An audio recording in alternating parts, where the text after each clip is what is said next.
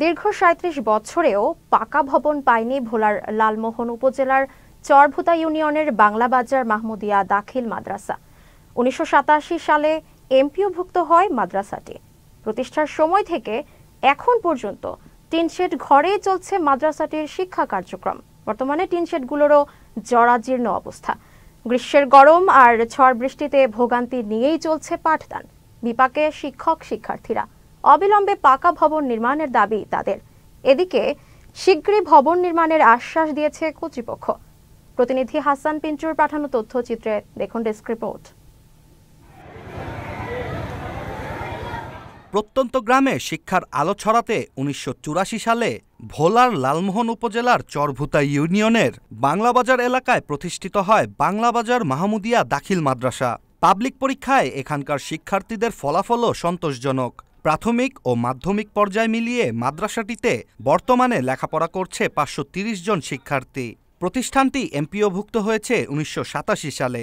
এরপর পেরিয়েছে দীর্ঘ ৩৭ বছর, কিন্তু এ প্রতিষ্ঠানে নির্মিত হয়নি পাকা ভবন।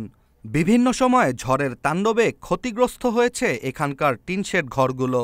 জরাজীর্ণ ঘরেই চলছে পাঠদান, কিন্তু ভোগান্তিতে পড়তে হয় তীব্র গরম আর ঝড় বৃষ্টির মৌসুমে।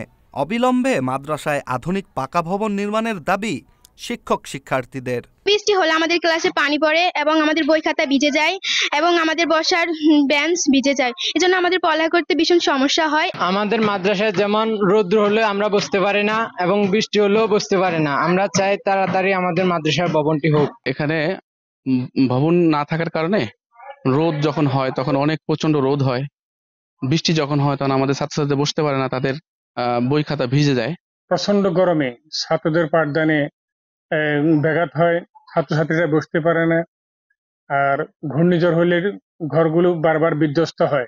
এদিকে লালমোহন উপজেলা একাডেমিক সুপারভাইজার বলেছেন, বাংলাবাজার মাহমুদিয়া দাখিল মাদ্রাসায় পাকা ভবন নির্মাণের জন্য সংশ্লিষ্ট দপ্তরে তালিকা পাঠানো হয়েছে। দীর্ঘদিন যাবৎ সেখানে ভবন হয়নি। প্রতি বছর শিক্ষা মন্ত্রণালয় থেকে কিছু ভবন বরাদ্দ দেয়, আমরা এটা তালিকা দিয়ে রাখছি, এটা অবস্থান অবস্থায় আছে। দীর্ঘদিনের অবহেলিত এই মাদ্রাসায় অবিলম্বে পাকা ভবন নির্মাণের উদ্যোগ নেবে কর্তৃপক্ষ, এমন প্রত্যাশা শিক্ষানুরাগীদের। Istiaq Hossain, channel S news desk.